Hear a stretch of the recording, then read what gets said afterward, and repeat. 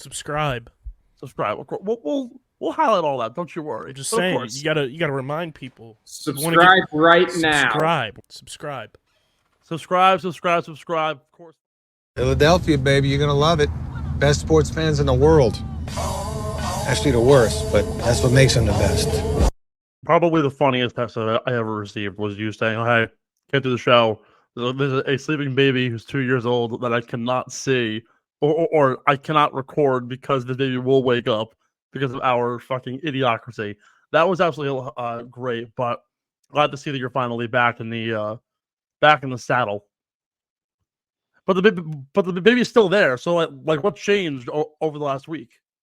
Well, I just told you, I didn't know that they had one of those sleep things that like Yeah. drowns out the noise. And I didn't find that out until I had gotten here, and I was just like, well, and then you guys decided to record at like 11:30 at night anyway, so it was just like, what's the point? So, did you watch the episode or listen to it? I listened to the first 10 minutes and I got progressively more pissed off because I was like, when are they going to start talking about golf? This is so stupid. And gosh. I was just, this is so stupid. You missed maybe the best like rant that I probably have ever went on. I basically Oh no, I got that one. Yeah, when you were going at the ESPN guy from Milwaukee. Yeah, dude. Yeah. I the got that. Still out there for that guy to come and fight me on this podcast. Well, that's good. Anyway, so let's get into the show because I got to be in bed in like an hour. So let's go. Yeah, let's do it. Welcome in, folks, to Again the Whole Podcast. Stephen McAvoy, Ben Pirro, back in the seat. Brought to you today and every day by our friends over at Tomahawk Shades, the premier small batch eyewear in the industry. Founded on Long Island, our home area, and repped by some of the biggest names in sports, including Kyle Harrison, John Jay, and our own favorite golfer, Paige Sporanic.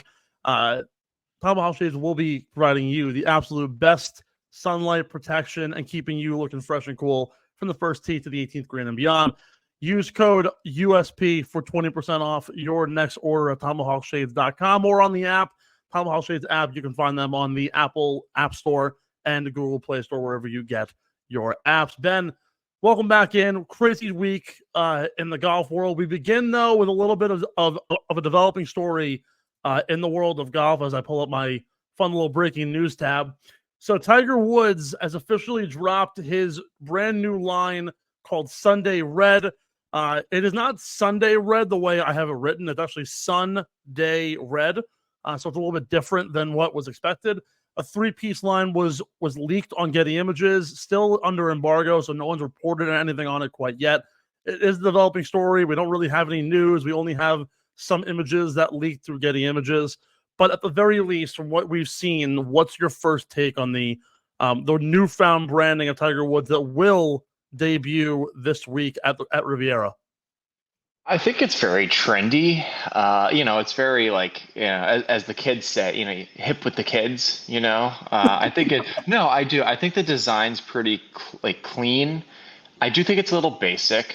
So maybe as we progress throughout the year and to the coming years, they start to add more and maybe create some funkier designs and stuff. But then again, Tiger has always been very traditional with his dress. How he, really the craziest thing he did was really kind of the sneaker type golf shoes. I think it's a very clean look, though. It looks comfortable. So we'll see how, I'd love to get my hands on it, and see how it feels and how it performs. So, but overall, I think I think it's trendy. I think it's trendy enough. So I think I like it. I do. Yeah. So actually, some new pieces also dropped that I'm going to actually send you some images of. If you want to find any of those, Nuclear Golf is doing a great job of covering that. You can find them on Twitter and Instagram. They have a bunch of the photos that are leaked. But those are some of the other images, Ben. I think what's nice is that, at least from the very start, while it is basic in style, according to reports, they have gone through the idea of a shoe. It is through TaylorMade Golf. It is not through a different branding partner. So Tiger Woods is fully in with TaylorMade Golf. There wasn't some speculation, particularly when Charlie was playing with him at the PNC, that Grayson was going to get involved. Nothing has surfaced on that front. We do know that this is through TaylorMade Golf. Tiger's sub-brand basically the best way that I can describe it is kind of like Jordan with Nike, where Air Jordan is a brand belonging to itself, but is a parent company held by the Nike umbrella. Again, they have discussed a shoe. We don't know whether or not it'll come with the Sunday Red branding or not, but TaylorMade has looked into that category as well. So this is a developing story. We'll keep you guys in the loop on it as we progress and look deeper into this. But we begin the news of the golf week at the Waste Management Phoenix Open, which last week I asked KB, I was like, what's the best way that you would like describe this event and like put it into perspective of like other sports and how fun it can be? And one thing that stood out from our conversation was that the Waste Management Phoenix Open is a party, yes, but it's kind of like the rowdiness of a playoff football game, and he compared it to the Eagles. The idea, though, that it would get as out of hand as it did this week, as it ever has, kind of sent it to new heights. A lot of different things developing. They cut off beer sales, alcohol sales in general, on Saturday due to multiple hospitalizations. I've yet to receive the report on the amount of incidents that did occur. I'll hopefully try and get that for us next week. But lots of hospitalizations, a lot of transports, a lot of people who were blackout drunk at these events. The weather conditions were really bad. And of course, if you've been to a golf event, you'll see like fans are sitting on banks and they're standing like in areas, because really there isn't no like outside of the actual stadium like setup. Those are really only club seats. So with the bad conditions, mudslides were apparent. People were slipping and sliding everywhere. No one could actually maneuver. They closed the gates around 2 p.m. on Saturday and were like, it's overcrowded. We cannot let you into this place. And then on top of that, what's happening on the golf course made it even more spectacular, between Billy Horschel, Zach Johnson, and Jordan Spieth all sounding off on the crowd. Billy, for someone talking in his backswing, telling him to shut the fuck up. This is my job. Don't talk in my backswing. Someone was heckling Zach Johnson about being a bad Ryder Cup captain and said he was sick and tired of it. And Jordan Spieth on 17, despite putting his approach shot at the like 14 feet, someone talked in his backswing and literally uttered to himself in a hot mic, "What the fuck, man?" Like, just absolute frustration. What do you make of the week this week? Are we getting almost too overzealous with the crowd? Do you agree with the players? What's your thoughts? I mean, it regardless of what I say, it's not going to matter because the fans are just going to say whatever they want. This is kind of what sporting events have become in a way. Can you hear me well, by the way? Yeah. Can you hear me well? Okay. Yeah. This is what sporting events have become. I think it's gotten much worse probably the past 5 or so years. Especially maybe post-COVID, I think. I was about to say post-COVID. I mean, because everybody was locked up in their house, couldn't do anything. But this is, it's not.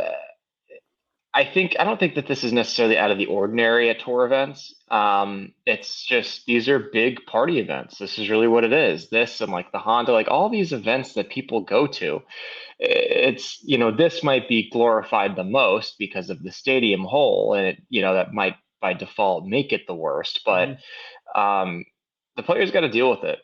If Patrick Mahomes can, lead a comeback drive in overtime last night with however many screaming thousands of fans, or if someone in the NFL or baseball can,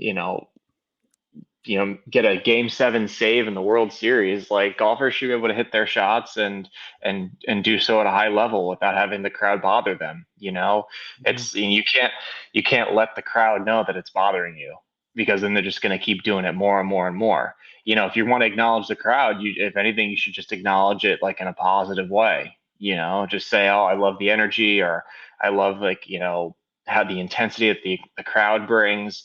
Who knows? Maybe someone might say that that's almost enabling them, but at a minimum, you can't tell them that it's bothering you. Because when you tell someone that they're bothering you, chances are they're probably just going to keep doing it, and they're just going to like take their level of annoyance up higher, Exactly. right? So I think honestly, like Billy. That's not the first time Billy Horschel told someone to shut the fuck up at a tour event. He told someone at the Zurich Classic. think it was hole 9. He hit his approach shot on the par 3 out to the right, and someone will get in the water. He's like, "Hey, get the fuck out of here!" Yeah, it's just like, just it's like tough Billy, enough. Like Billy's he's never always been one.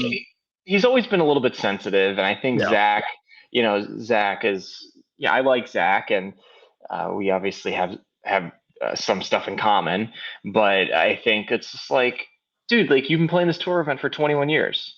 Okay, you should know. You should know what it's like. If you don't like it, then just don't play. Yeah, I think exactly. it's pretty simple. I think it's pretty simple. Like you've made millions and millions of dollars. You don't have to play anymore. So if you don't want to play that specific event, don't show up. It's pretty simple.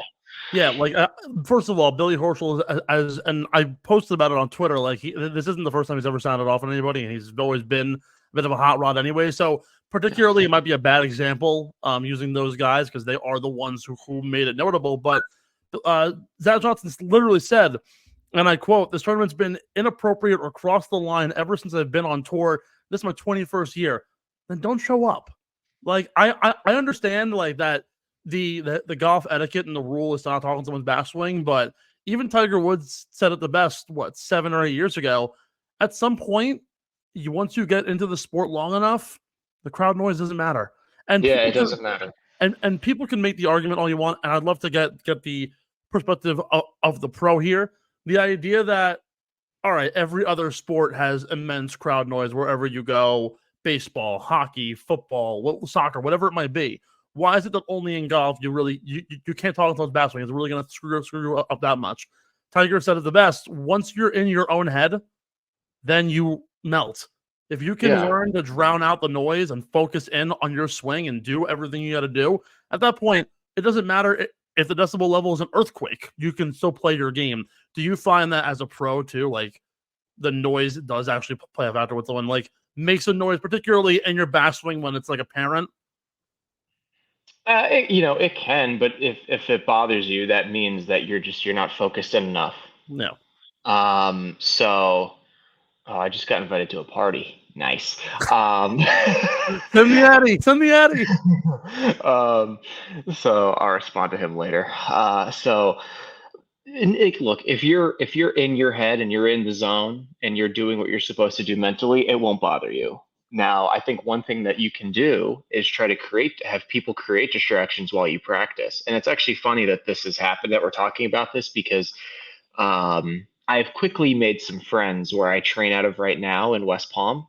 And two of the guys that I'm friendly with, they like clean the range and they clean the short game area of the balls and stuff, and they'll watch me hit, and I will look at them and I'll be like, all right, pressure's on, and I'm just like, well, I need you to talk shit to me. Like I tell them that, I'm like, I need you to talk some shit to me. Come on, get in my head. Come on. And I'll hit a shot. Like, what, is that all you got? Like, come on, I want you to grill me right now, because that's what people do. That's what my when I was in high school and I was working with my mental coach on the course, he would throw tease at me. He would jiggle change in his pocket. He would tell me Ryan Fitzpatrick's a shitty quarterback. Like he would, I'm not kidding. This is what he would do. And it actually served me really well, because I found especially when I got to college, at my first school, I would have teammates shit talking me when I would play, and I would actually play better when they were. Yeah. It was just, and I wasn't doing it. It wasn't like I was trying to prove them wrong or to shut them up. It was just I played better. I was able to focus in that much more. And so I think this comes down to the players, man. This is what you signed up for. Deal with it. Because as long as America has alcohol and drugs, this is what it's going to be like at sporting events. It's just a fact. This is how it is. Someone made a great comment on Twitter where he said instead of booze, they should ban booze and just give out drugs like cannabis and just let everyone get high. Everyone can just be high as fuck, walking around in the grass, doing whatever they want. No one would argue with you. And then I replied back, someone should get Billy Horschel a joint. Of all people, it is kind of ridiculous that we have built up this whole thing. And going back to the idea of post-COVID, golf's become so much more accessible, and people want to play it more. And it's become, the crowd has gone from old geezers to guys our age. It's never been cool to go. And I noticed this being in the city when the U.S. Open comes around in tennis. Everybody wants to go to the U.S. Open. It's not even a matter of I like tennis. It's a matter of it's a status symbol. Yep. You buy something, a t-shirt or a polo or a hat, and you wear it around. It's the same thing now with golf. People are realizing that the rich person sport of golf that's now become so much more accessible to everyone from the blue-collar worker who wants to go to Deer Park and go to Heartland and play on a par 3 or go play Augusta National. People can do it all. And now that you have the ability to go to an event for $70 for a full day and then get absolutely plastered, it only adds to the whole thing. And we've been talking about this for years now. Bryson DeChambeau getting mad at players for calling him Brooksy. Like dumb shit like that. And the players just get into their heads constantly. Once you figure it out, it's fine. It's over. And I hate the idea that we have to keep traditionality in these sports. Traditions are meant to be broken. They always say, if you want to break the rules, first know the rules. I think we all well and know the rules, and I think it's starting to already shift. And again, it's only going to get worse for Zach Johnson and Billy Horschel. Keep going. Yeah, we're only in the beginning stages of the peak of golf. Think about it. We're at the Waste Management now. We have Riviera. We haven't even touched the majors yet. You go to the Honda. Well, what was the Honda? And you go to these bigger events. Bay Hill is going to get rowdy. You're going to get rowdy at, say, the John Deere and the Travelers, and it's only going to get worse from here. And plus, we're only digging deeper into the summer at this point. Mm-hmm. And we're only in February. The weather was shitty out, and people were still going nuts. But just wait until it's Texas in the middle of July. Yeah, like before we segue, I wanted to tell this story real quick. Yeah. So, my good friend Austin Truslow, he played in the Honda Classic probably 3-4 years ago. No, actually probably longer, probably 5 or 6 years ago. So he finished top 10 in Puerto Rico, so he automatically got into the Honda. And then he was playing with, I believe it was Joey Garber. And they got to the 17th hole, I believe, which is like their version of the stadium hole. And these fans were just like ripping Joey Garber for absolutely no reason. I mean, they were screaming obscenities at this guy, like, fuck you, Joey Garber. Joey, you're going to hit in the water. Joey, you fucking suck. Joey, you're going to hit in the water. Joey, you're like 10 over par. You're going to miss the cut. Oh, like, that's what they're screaming at this guy. Like, this is not out of the ordinary stuff. You know, sometimes you're just like the unlucky dude that just gets picked out by the crowd. And they're just like, yeah, we're going to like fuck with this guy today. Yeah. You know, like, you know, oh, like Brooksy, like, you know, like we're going to like try to like find like the most sensitive guys and just piss them off, because like at the end of the day, they have the people that are watching, they have the least to lose. Like, that's why they do. Like, they have nothing to lose. You know, they have like, they work their like 9-to-5 jobs, and you know, like they are normal members of society, and they're just like, oh, we're gonna like fuck with these like wealthy golfers, and then if a golfer, God forbid, like snaps at them, it's like, I don't know. If a golfer yells some obscenities at a fan, could lose some sponsorship money. Yeah, you could lose a sponsor. Could get fined a couple $1,000s. Which, yeah, a couple $1,000. It's like, here you go away. But you know what I mean. Like, the golfers have much more to lose, and they need to learn how to deal with it at the end of the day. So I have another story for you then, as we follow up. So we talk about the idea of like fandom, and obviously like golf is a fandom-based sport, but there aren't teams involved. We're going to college. The Quinnipiac basketball team was not very good when I was there. Oh, I know. They were very bad. They played Siena, and there was this one kid. He was a power forward. I forget what his name was. I was a junior at the time, and obviously, it's a basketball court. There's no like barriers between you and the players. I would also shout ridiculous obscenities at players at hockey games through the glass. There, you can't do anything to them. But in basketball, they're right there at you. So there's this one kid. He's at the free throw line. He's got like 16 points in the first half. He's absolutely like annihilating the Bobcats. He's a shooting sleeve on his left arm, but he's a righty. That's funny. Pulls up to the line, misses the first free throw. Stadium is like empty, and I go, "Hey, jackass, your shooting sleeve's on the wrong arm." Oh my God! This is the second free throw. I said, "Change your shooting sleeve to the right arm. Maybe go hit some free throws, dumbass." Then he slips, running down the court, and I go, hardwood slippery, asshole. Oh my This God. guy gets up and sprints at me. Oh my God. Realizes in the moment, if I assault this kid, I'm off the team, I'm suspended by the NCAA, and I'm probably going to get reprimanded by the school. Stops short and just stares at me in the eyes and says, I'm going to fuck you up later. And I said, I want to see you fucking try. Oh my God. That kid didn't score a point for the rest of the night. I was in his head building hotels. I then turned to the head coach, who bigger guy, and he's pouring some water. And my friend goes, yeah, coach, take some water. It's better than the DC. He goes, you should find the gym. And I go, yeah, you too, buddy. Oh my God. Coach was going nuts. He gets a technical foul for yelling at the fans. Jesus. Quinnipiac won the game by 24 points. That, Wow. you want to talk about fun fandom? It's the same thing in golf. We're like, people are going to want to support their players, and of course, heckle the ones that are rivals, that are those who might be higher up in the leaderboard. It's the same shit. Get over it. You're a pro athlete. One of the parts of this sport, and it's very easy for me to say as somebody who's an average Joe, but you're right. You have everything to lose. Learn to deal with the crowd noise. Learn to deal with the emotions. Learn to deal with the ebbs and the flows. Because, sorry, Patrick Mahomes did it. Did it last night. You see guys in clutch moments. Pitchers do it all the time in the World Series and playoff games. And it can happen literally anywhere, and they always deal with it. You got to figure it out. Because you know what the best thing they could do is? They could kick so much ass during the tournament, and then they could go and taunt the fans themselves after when they win. Exactly. And look, this is all based on the one time that we chirped Grayson Murray. Grayson Murray came at us. You chirped Grayson Murray. I wasn't. I chirped Grayson Murray. I chirped Grayson Murray. He came at us and said, "Oh, whatever." I'm like, buddy, it's not about how you start. It's about how you finish. I got in his head. Second round of the U.S. Open. What happens at the weekend? He shoots 14 over par and finishes dead fucking last. That's just what happens. Taunt them afterwards. Taunt them when you win. Tell the naysayers to fuck off afterwards.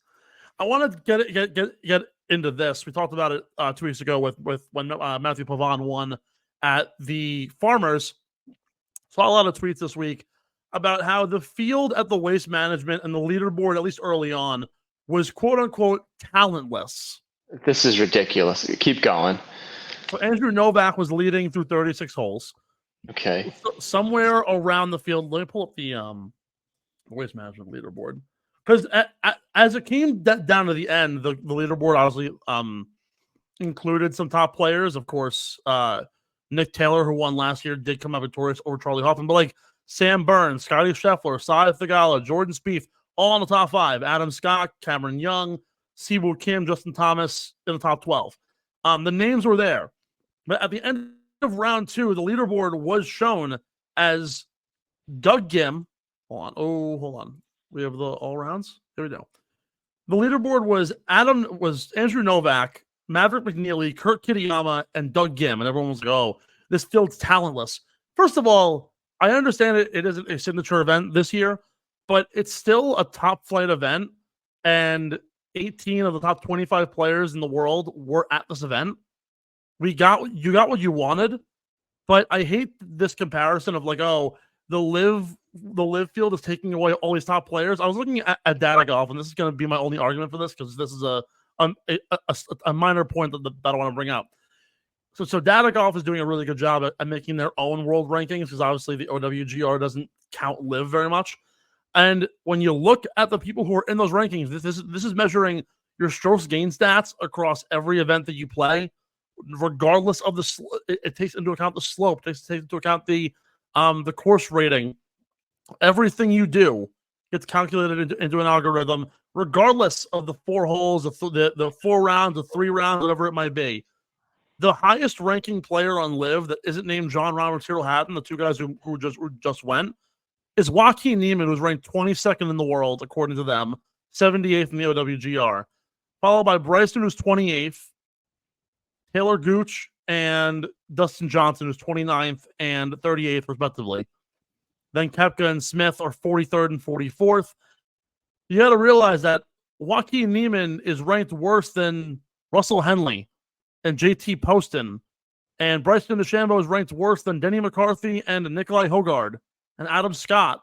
And Sepp Straka is higher rated than Taylor Gooch, the LIVGolf Player of the Year last year.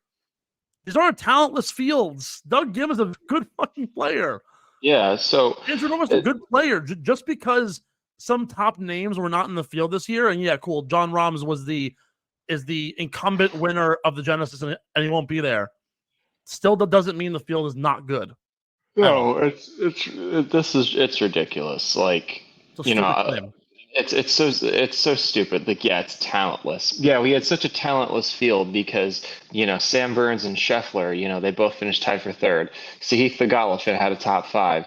Jordan Spieth finished tied for 6th. Adam Scott, Masters champion, finished tied for 8th. Cameron Young, arguably the best player to have not won a tour event, top 10 again. Justin Thomas, in the midst of a comeback player of the year campaign, Run, yeah. you know, tied for 12th. I mean, this is Matt Fitzpatrick, tied, you know, U.S. Open champion, tied for 15th. I mean, the list goes on and on and on. This field was plenty deep. It really was. You know, I think. Not for nothing, too. Even looking at guys who missed the cut, and we mentioned this 2 weeks ago, like just because the top players are in the field doesn't mean they're even going to make the cut. Carl Yuan WD'd immediately. Ricky Fowler missed out at 6 over par. Akshay Bhatia missed the cut. So did Max Homa. Nico Echeverria is one of the top players coming up. Vincent Norman missed the cut. Victor Perez. Like, these are top tier names. Robbie McIntyre, Scott Stallings, Adam Hadwin, Luke Donald, Eric Van Rooyen, like Camilo Villegas. Top names that are missing the cut at these events. That, all right, just because they're not necessarily there after 2 days still does not make the leaderboard any worse. And the only reason why Hovland and Schauffele didn't play was because of injuries. If they were in the field, would you still be saying that? So the thing is, like, you have these guys. It's like they're saying, well, it's not a loaded enough field. It's not a deep enough field. Well, when you have these bigger names that are missing the cut, it opens up an opportunity for guys that aren't as well known. It's a ridiculous argument. I don't think it's worth us. This is our second week in a row of talking about this. I think it's ridiculous. Moving on.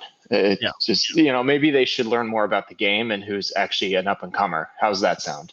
I love that. Thank you. Well, just wanted to point that out because I hate this narrative that LIV is so much better now than the PGA Tour. No, it's not. Look at the ranking. We discussed this ad nauseum when LIV first came out, when LIV first happened and guys are defecting. They're taking the bigger name players, and a lot of them were past their prime. Obviously, yeah, like Bryson and Brooks are really good. You know, like they're still really good players. You know, Phil has like a good tournament every 6 months, it seems like, but whatever. You know, like they have John Rahm now, who's easily the best player in the world, in my opinion. I think he's the best player in the world. And it's you know, but this idea that like, oh, they've taken all of our best players, they've taken the biggest name players, but I mean, it's like I don't know, it's like if it's name versus skill. It's like someone in another sport, right? You see this all the time in another sport. Like a team, they'll sign a free agent who had a great career, but you obviously know it's like he's got like 1 or 2 years left. He's not the player he once was. Like his contract is because of his name only. That's kind of like a saying, right? It's like when Maurice Jones-Drew got picked up by the Oakland Raiders. It's like Maurice Jones-Drew can't play anymore, but it's like Maurice Jones-Drew. Like, you know, it's the name alone, you know, like everyone loves Maurice Jones-Drew. It's like, well, everyone wants to watch Bryson play. Everyone wants to watch Brooks play or Phil play, even though, like, you know, there might not have been a great comparison, but you get what I'm saying. Like what LIV did was they have name recognition. The PGA Tour has skill recognition. Exactly. And that's what golf is, a game of skill. That's all it is at the end of the day. So I think the best comparative. It's a stupid argument. The best comparative here is that while John Rahm takes all the eyeballs because he's fun and interesting, Patrick Cantlay has the exact same attributes minus 2 majors over the last 5 years in terms of wins. Actually has more wins than John Rahm. And doesn't just pull eyeballs because he's Patrick Cantlay. He's boring. Same thing with Xander Schauffele. Yeah, of course. Like, so it's just that's where the gap is, and people don't appreciate guys like JT Poston, who's currently ranked 15th in the world if you use data golf, like a elite level player. Russell Henley is a undervalued name compared to even like Mito Pereira. You want to put those two on scale? Everyone thinks Mito. He finished runner up in a major. What's Henley done? Only finished top 25 every fucking week. Like, won his first ever PGA Tour event and his first ever start. Like, exactly. I think it's like laughable. Anyway, moving on. We're gonna take a short break. On the other side, we're gonna chat all things for the duality of golf. Little fun little segment there. We're gonna chat Riviera and of course our beer money plays for this week. Don't go anywhere, folks. This is Getting the Hole podcast right here from the underground. Get in the Hole is brought to you by PHI Apparel Company, our incredible merch partners. PHI Apparel Co. provides unique designs and high-quality clothing from t-shirts to hoodies for every golfer around. With their original designs for all, there's no doubt you'll stand out on the course, the driving range, or at the 19th hole. Go to phiapparel.co and use code UNDERGROUND at checkout for 10% off any order. That's code UNDERGROUND at phiapparel.co and grab exclusive Get in the Hole podcast merch and support your favorite golfers. Welcome back in, folks, to the Get in the Hole podcast. Stephen McAvoy and Ben Pirro here, joining you on another Monday in the world of golf. Ben, we do this every year, and I want to pick your brain a little more before we get into the more golf news. Super Bowl, of course, is known for their ads. On top of the fact that the game is great, did any stand out to you? Okay, to be honest, I only had it on in the background because I was packing to come up here, so I was like listening, but like not really. Like I couldn't answer. I couldn't give you a single commercial, unfortunately. So I'm sorry.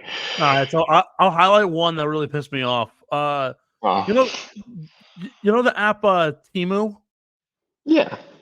So they had this ad run at least 4 times, and I'm curious, how much money does Temu have to be able to run an ad 4 times in the Super Bowl? And it was the same one. And of course, they're trying to get people to have this fucking tune stuck in their head. I'm watching and I'm like, it's like the third quarter, and they've had one every single quarter. And they're like a Shein type brand. They're not even like a big time like company. I'm like, what? I tweeted out, Temu is playing ads like they have that Saudi money. Thought it was very funny.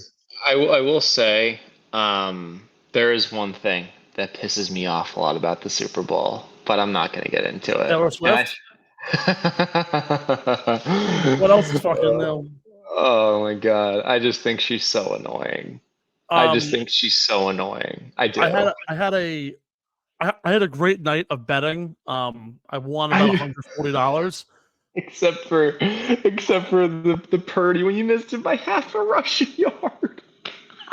Rob Purdy is Lee Harvey Oswald. I'm just putting it out there. That's an absolute definitive. For those of you who didn't see this on my own Twitter, Chiefs money line, Marquez Valdez-Scantling over 18.5 receiving yards, which is my favorite play of the week, by the way. Travis Kelce over 72.5 receiving. McCaffrey touchdown. Mahomes over 25.5 rushing yards. And Brock Purdy a measly 12.5 rushing yards. He lost 1 yard on a Chris Jones tackle for loss in like the mid-third quarter and did not have one more rushing attempt. And I was so upset. Lost by a half of a fucking yard. Wanted to cry. All right, time for more golf news. You want to talk about the duality of golf and how one great day can turn into a really bad one on the follow-up?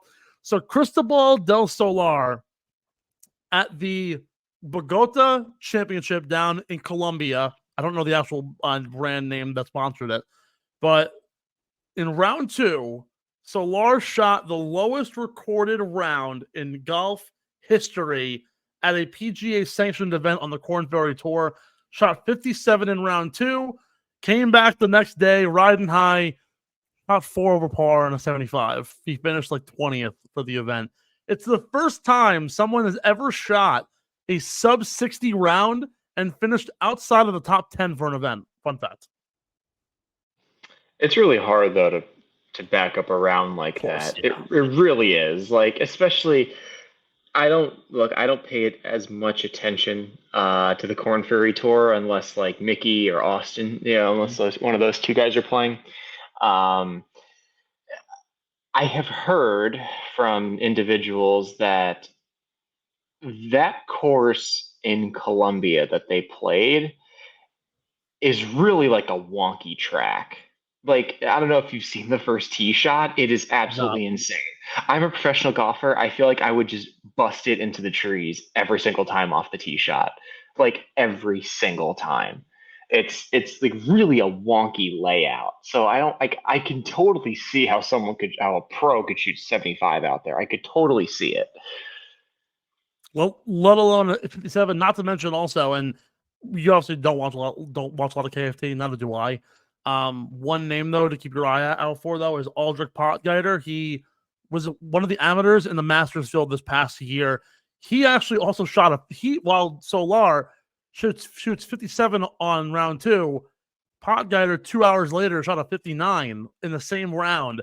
First time ever in a PGA sanctioned event, 2 sub-60 rounds occurred. Wow. And the first time ever on the Corn Ferry Tour. Absolutely nuts. That's crazy.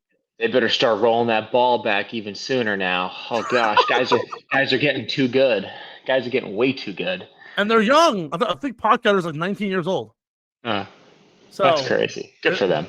They better watch out. An absolute awesome event that I think we were talking about like Corn Ferry Tour players that having to travel to Colombia and like Panama. Dude, the travel schedule sucks. It's terrible. It's so bad. I was talking to a caddy, and I was like, because when I got hurt, I was like, man, I can't do like the Panama qualifier, the Colombia qualifier. He's like, dude, let me tell you. He's like, dude, let me tell you something. If you're gonna miss any of those events, those are the ones to miss. I mean, like, not for nothing. Dude, international travel fucking sucks to begin with. I can only imagine what it's like to go and miss the cut. Domestic travel sucks to begin with. Like, are you kidding me? You're not wrong. When Austin was playing on Corn Ferry, they lost his clubs, and I don't remember if he was in Panama or Colombia. It was one of those like Central or like South America countries.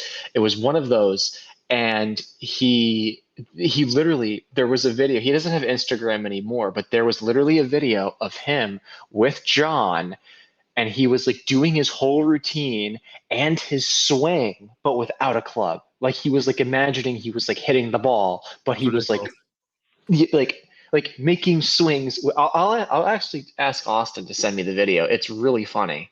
Like, it's great purposeful practice considering you don't have your clubs, but it's also just like hilarious to watch someone try to play a practice round when they don't have any clubs at all. Like, it's pretty funny. It's actually kind of a ridiculous concept when you think about it, but I do love it. So yeah, we're on to Riviera now for the third signature event of the year. It's of course Tiger's event. It's the first of the big three in terms of the three non-major golf tournaments that also appear to be kind of the biggest in terms of the signature events between Tiger's, Arnie's, and of course Jack's event. So we kick off at Riviera this week, the Genesis Invitational. Any expectations from you early on? We got an early injury report. Schauffele and Hovland are both questionable to play this week. Jason Day is currently dealing with an injury as well. Will Zalatoris is still dealing with a back injury, which of course is not a good sign from when he came back from the Hero, but he is expected to play. Hideki Matsuyama is handling a neck injury, and Seamus Power is out this week with a hip injury. And then of course the debut of Tiger Woods is also something to be on watch about. Any expectations this week at Riviera before we jump into the beer money? How the fuck do these guys get injured all the time? I genuinely and I get it. Like, oh well, Ben, you have an injury. Yeah, because I fell down my stairs. Like, it's different that way. Like, I genuinely just take care of if I guarantee you, if these guys actually knew how to take care of themselves, they wouldn't be like hurting themselves while playing golf. I guarantee it. Maybe to some people that might sound like tone deaf, but I truly believe, like, people go, like, I don't mean to go down a different path here, but Yeah. like people look at me and they're just like, oh, like my back hurts, or oh, like my shoulder hurts. I'm like, I've been playing golf at a full-time level since I was 10. I have never had a significant back injury. I'll get tight. If I sleep on it funny, it might not feel good like any other human being on the planet. But if you know how to take care of yourself, you're not going to end up having these issues. Like I just find it so interesting. Anyway, some people might think that sounds stupid, but that's just what I believe. No, Um, no, I mean, it's a very legit point. I mean, do you think it's a matter of like overworking your body in terms of like training and prep? No, I don't think it's that. I think a lot of it has to do with diet. I think a lot of it has to do with recovery. Your diet's so important. It's funny because so when I posted that video of me hitting that driver on my Instagram, which was bombed, by the way. I mean, that thing was tattooed. Yeah. One of an old coach of mine, he had commented, he's like, "You look like really fit." And I was like, thank you. I lost like 10 pounds in the past 9 months, and it's because I'm eating a lot better. I'm eating a lot better. I'm recovering much more efficiently. I'm obviously still working out, but your diet plays a huge role, and that's why you see these quarterbacks now. Like Tom Brady's diet was huge. That's why one of the reasons he was able to play for so long. The type of treatment he was getting after he would play in football games or after practice, like it was stuff that was at the time it was revolutionary, but now it's become much more accepted. And I think if these guys just knew how to take care of their bodies and understood what they put in their body and how much sleep they get, and I think that they'd feel a lot better, and they probably wouldn't be having the issues that they have, especially because it's like these guys make so much money now. Like most of these guys can afford it, you know? Like if you're a rookie, it's a little bit different, right? But if you're Jordan Spieth, you can Yeah. afford it, you know? Like you're Rory McIlroy, I know Rory doesn't have an injury as far as I know, but you can afford it. So that's just what I think. But I think overall with this tournament, it's gonna be, it's obviously an elevated event. So who knows? Maybe they'll be bitching about how the field's not good enough still. But I think this is the type of course. I think it's one of the more underrated courses on the PGA Tour. The 10th hole is arguably my favorite hole on the course. It's drivable, but it's really easy to make like a 6 or a 7 because of the runoffs and everything. Yeah. Um, it's a solid golf course, and it's almost timeless. This event has been at this course at Riviera for a long time. It's been a staple on tour, and we've seen some fantastic shots out here. I think one of my favorite memories, I believe it was actually James Hahn. It was his first win, and he buried this birdie putt from 15, 20 feet in the playoff. And it was potentially to win because I believe it was Dustin Johnson, had a putt inside of him for birdie to keep it going. And he got so excited. I believe he started crying after he made the putt, even though Dustin had another putt. It was a crazy, just the story, because he was selling shoes. He got kicked off his college team and he was selling shoes, all this stuff, and then he made it on the PGA Tour. It's one of my favorite events for sure, and that's one of my favorite stories in professional golf as well, which happened at this event. So, it'll be a good week. Always a good shape. Hopefully the weather. This is one of the best golf courses I think they go on all year. Yeah. I think for really good reason. I think the layout is almost perfect. If you could play a major here every single year, I don't think anybody would ever complain. It's perfect the way it's unique in the sense of it's one of two courses that has a par 3 with a sand trap in the middle of the middle of the green. The 10th, if I'm correct in saying, it's the par 4, but has basically a landing strip of a green settled between two bunkers.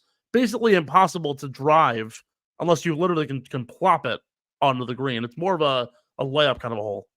It's more you do see guys lay up. I believe the play for what guys try to do because the way the green is if like It goes diagonally. if my hand's the green's kind of like this. Yeah. And like this is like the back edge of the green essentially, and this is the front part. Yep. Guys kind of try to get it to like that front left portion and then they'll put the pin like back right. And so it's just like a 60-foot putt that's just like insane. And the runoffs go immediately into both bunkers. So you literally have to hit it perfect in order to even get close.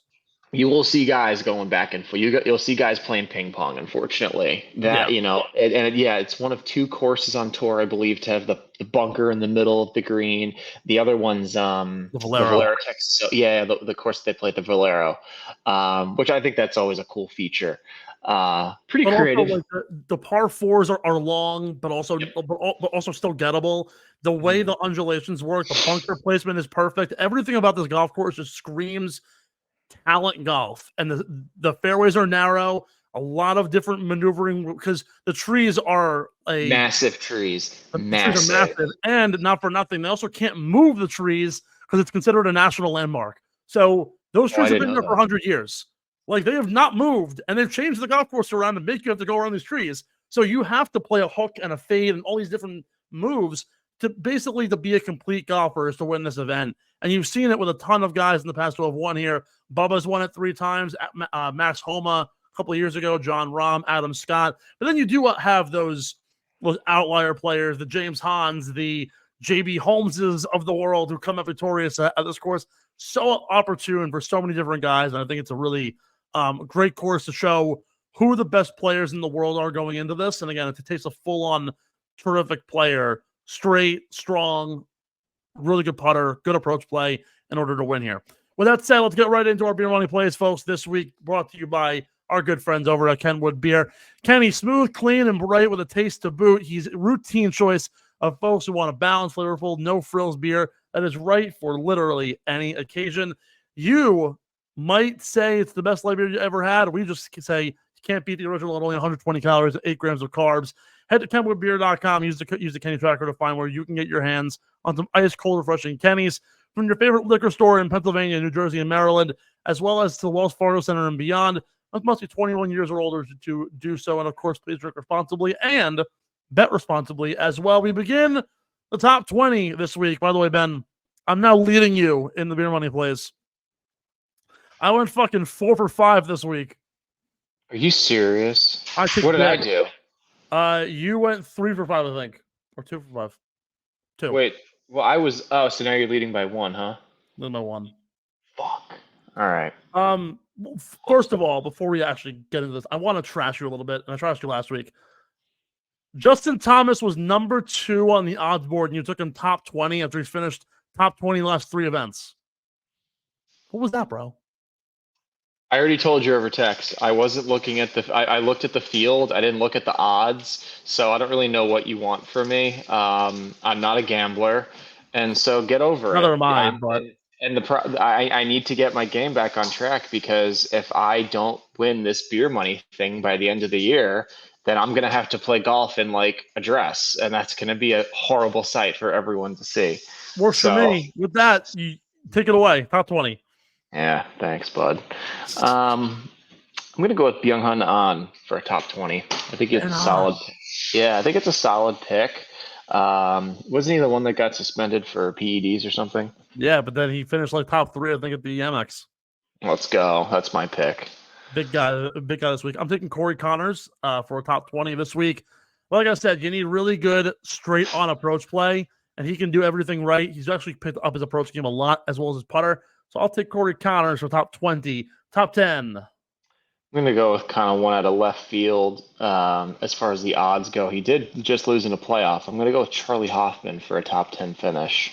You know, I kind of regret not taking Charlie Hoffman because I know that he always plays well at the Waste Management as a Waste Management sponsor. So I forgot he was even on tour. Well, apparently he had like a bout of like skin cancer and had like a giant chunk of his arm like replaced, skin graft. God, that's awful. Oh my goodness. Because Charlie Hoffman looks like the guy who's probably never even heard of sunscreen his entire life. kind of like Jimmy Buffett, but he's fine now. Obviously, played That's well good. enough to be Oh a my gosh, playoff. I'm so sorry. I had no idea. Wow. No, it's totally okay. He's a great athlete, and we love Charlie. Top 10 for me. Where are we going here? Colin Morikawa for a top 10 this week. Think this is a strong get right week for Colin. Has had a pretty solid approach play all year, but just hasn't been able to figure it out. This was the event that last year people were like, Colin would have won this event if he didn't lose like eight strokes putting. I think it was horrible. Top 5. I'm gonna go with Sam Burns for a top 5. He finished tied for 3rd last week. He was in contention. He's obviously on a little bit of a hot streak. I like Sam Burns for a top 10. For a top 5. So the guy who I want to win and the guy who I want for a top 5 are basically 1A and 1B. I don't know who to take, but I'm going to go with Scottie Scheffler for a top 5. I don't think he wins this week. The putting numbers simply aren't there just yet, but the last 2 weeks have been an absolute amazing play. He also seems to like Scottie Scheffler wins in bunches. So when you play really well, particularly after a top 3 finish this past week, I think this is going to be another top showing, and then he'll probably get his first win of the year in the coming week. So I'll go Scottie Scheffler this week, not to win, but for top 5. Your gimme pick this week. I don't want to be like a total jerk and like. Don't say it. Please don't say it. You already crushed Michael Block's dreams. Don't do it to this man. Oh, he's gonna do it. Who do you think I'm thinking of? Oh, Tiger to miss the cut. Yeah, Tiger's gonna miss the cut. God damn it. I don't know. It's his event. I feel like he's determined. We'll see. My gimme, I'm gonna go with Tom Hoagie for a top 40 this week. At the very least, I'll probably make the cut. But I like Hoagie this week after there are 2 top 20 finishes back-to-back weeks at in his last 2 events. Your winner of the Genesis. I think this one's going to surprise some people, but I could just see him playing really well in this course. Just the overall game, his ball flight, his short game ability. Alexander Schauffele to win this week. Actually, I do. I know we always joke about how he's like a backdoor top 5 kind of guy, but I just feel like he has like the physical tools to play this course. Yeah, no, I agree with you. I think his whole thing has really come down to he can't close out. I think like he always finishes backdoor top 5, or when he's in contention on Sunday, it always just kind of falls flat for him. My winning pick this week, he might just lock up the Comeback Player of the Year award after he wins this week. Justin Thomas to win and get back off the horse, win an event that isn't the PGA Championship. In his last 3 events, not 9, T3, T6, T12. All in top flight events at the Amex, at Pebble Beach, and at the Waste Management, all in poor conditions too. You get a nice, crisp morning in California for him. Home run play. Justin Thomas to win this week. Final thoughts for you at the road?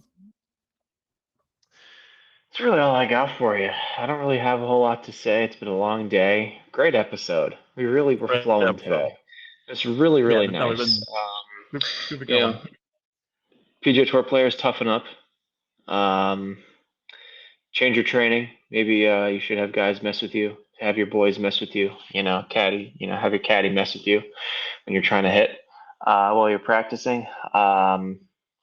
Good luck to all the players this week. Please like, comment, and subscribe. Follow Steve and I on our socials, even though I'm getting really sick and tired of going on Instagram and seeing Taylor Swift all over it. So I'm thinking about deleting it. Other than that, that's pretty much it. That's all I got to say. I will say this, in regards to liking, following, and subscribing, of course, hope you guys enjoyed the episode this week. Last week, we put out our episode where we interviewed PXG head fitter Drew Patterson. Great guy. Tune into that episode if you want to hear the interview. But yeah, like, subscribe, follow. The Instagram's been booming. We've been making a terrific stride on the Instagram. Really good branding, really good graphics. We've been absolutely killing it. AKA I've been killing it. So please give us some love, show us some appreciation. Like, follow, subscribe. I've been making great reels. Okay. Ben's been doing great golf in his recovery. We love you for that. Thank you. Yeah, you're welcome, jerk. I'm just saying the graphics department is doing a great job, but also the real department is doing great too. And the video department has been doing a great job too. So is R&D. R&D has been doing a stellar job for us the whole year. Like, follow, subscribe at Getting the Whole Pod at Underground Sports PHI. Of course, follow us on Spotify, Apple Podcasts, and of course on YouTube. Subscribe to that one at Underground PHI. That's Ben. I'm Steve. Enjoy the golf this week. We'll see you all next week. Shout out to our sponsors. Shout out to PXG. Follow them. Go check out our interview in the latest episode. Like and comment on those as well. Tell us what you want to see next. Thanks for listening to Get in the Hole, the official golf podcast of Underground Sports Philadelphia. Catch us every week wherever you get your favorite podcasts, and be sure to like and subscribe on Apple, Spotify, and YouTube. You can follow us on Twitter and Instagram at Get in the Hole Pod, and follow Underground Sports Philadelphia at Underground PHI. We'll see you next time. And remember, get in the hole!